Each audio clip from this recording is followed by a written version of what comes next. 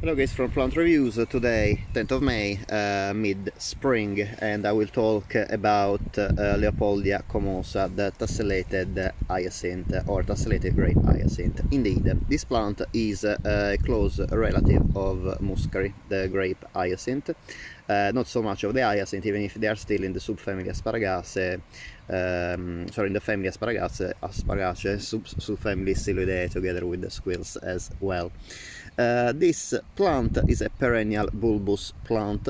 Is not that common to find in garden centers, however you can find it online if you look a bit for it. I bought these bulbs from Farmer Gracie, a bulb seller in the Netherlands that sells mostly in UK. This plant is the Leopoldia comosa, is also known as Muscari comosum indeed, but then was reclassified in its own genus together with other similar species in the Leopoldia. As you can see, the flowers kind of resemble the Muscari, the grape hyacinth, however they are much more distant from each other. They're not like in grape-like racemes, and the flowers are a bit more open, and also at the top there is a bunch of sterile flowers that as far as I know most Muscari do not possess most grape hyacinths. However, the look of this plant is absolutely gorgeous. As you can see, it's one of the strangest flower you can cultivate in your gardens. And this plant, it is found mostly in rocky areas with very well drained soil in the south of Europe and the West Asia, in particularly in Portugal, Italy, Greece and Turkey. The bulbs are also eaten, they are edible. Still, I wouldn't recommend them because I come from the south of Italy and my father goes crazy for these bulbs. They're called lampascioni in Italy, but to me they are very bitter, so I really wouldn't recommend to eat the bulbs. Anyway, I will talk later about how this culinary delicacy. About the plant is a perennial bulbous plant, and Oleg Polwin, an English botanist, describes this as a striking plant. Indeed, the flowers are very peculiar. The plant itself is not very tall. The leaves are strap shaped like in the Muscari. They're about 20-30 centimeters long and about 1 centimeter wide. They are bright green. The plant blooms in late spring. And what is peculiar again, it is basically the arrangement of the flowers. The flowers are in racemes, and they are divided in fertile flowers that are about of a brownish color. The flowers open from the bottom to the top. So at the start they are all purple, however when they mature they change color in this brownish green and they open up in the center. They're about 1 centimeter, yeah, actually even less than 1 centimeter long, while the flowers that are still closed, they are quite purple. At the top there is this striking arrangement of sterile flowers that never open up, very bright purple with magenta tip. I will, as you can see against my hand, you can actually have a pretty good look about the flower looks like. Guys, I'm very sorry for the wind. Today is a very windy day. I should have recorded the video yesterday. It was a very sunny and a very sunny day without any wind. Unfortunately, I couldn't wait any longer because, as you can see, this tassellated hyacinth, I bought 5 bulbs and only 2 flowers have bloomed, and they are in full bloom now, and I'm not too sure for how long I could have continued to be able to shoot the video, so I decided to do it today. I hope that you will be able to hear me anyway. The color is very vivid, especially the sterile flowers. Now you see it against a bunch of tulips that are almost fading away. You can see the dried leaves. However, in the garden, against the green vegetation, the flower really stands out. In particular, again, the top of the flower, the sterile flowers, and also the unopened flowers as well. This for sure is a plant that if you have guests in your garden, everybody will ask you what is it. About the flower stem, can be 20 to 60 centimeters tall, and as you can see, the individual flowers are in pretty long stalks. Sorry guys, this flower basically entangled with one leaves. And as I said, the flowers, I honestly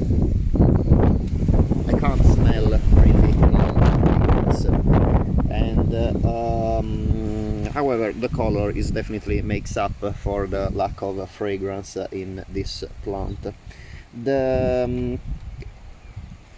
The flowers, as you can see, are bell-shaped. They kind of resemble the grape hyacinth, except that they are not in huge clusters, and this grape hyacinth, but they are very, very distant from each other.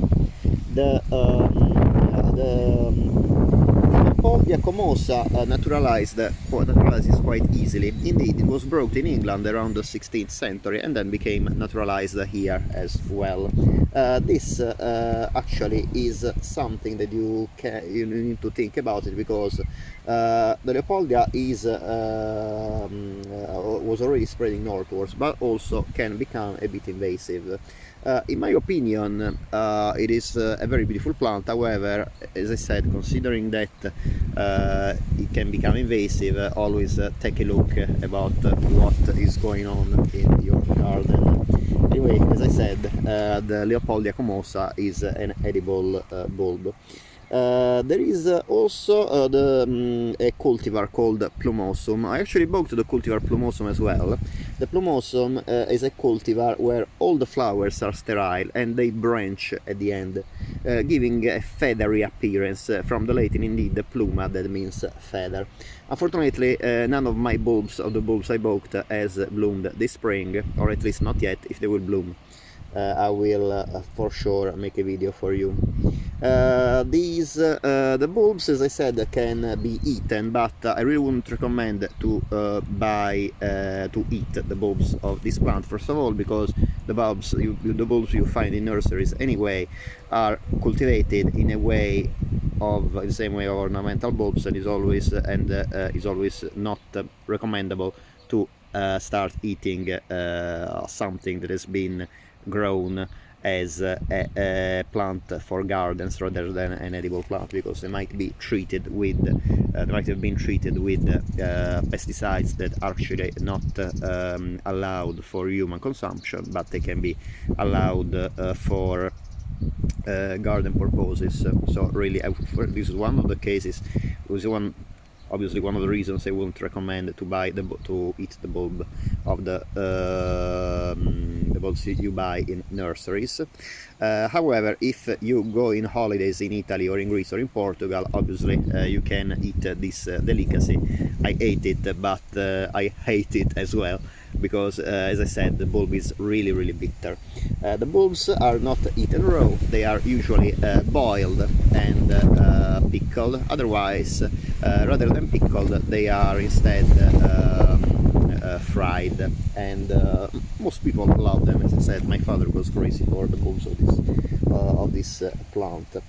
About the cultivation of this plant, again, this plant comes from southern Europe and Southwest Asia. Therefore, as you can well imagine, rocky areas is a bulb, so this plant needs a very, very, very well drained soil.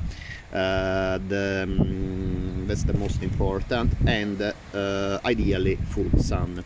When I walk around in my county in Apulia, in the south of Italy, I can see these wild, beautiful tessellated hyacinths. They always catch my eye with these beautiful bright colors against the green of the spring vegetation, and it is quite a sight. It's a beautiful sight, especially when they are in in large numbers. I'm sorry that the show is not much of a show in my pot, as I have just two flowers.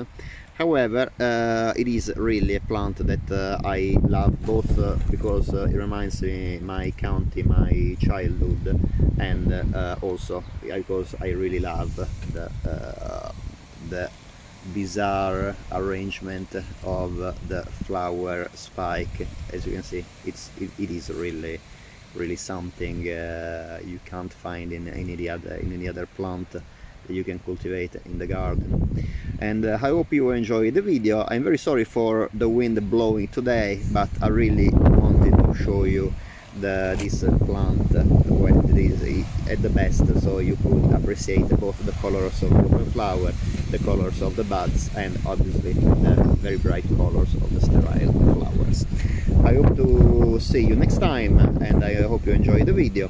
It would be great if you please subscribe to my channel to have feedback of new videos coming, and well, enjoy spring, hopefully with better days than this.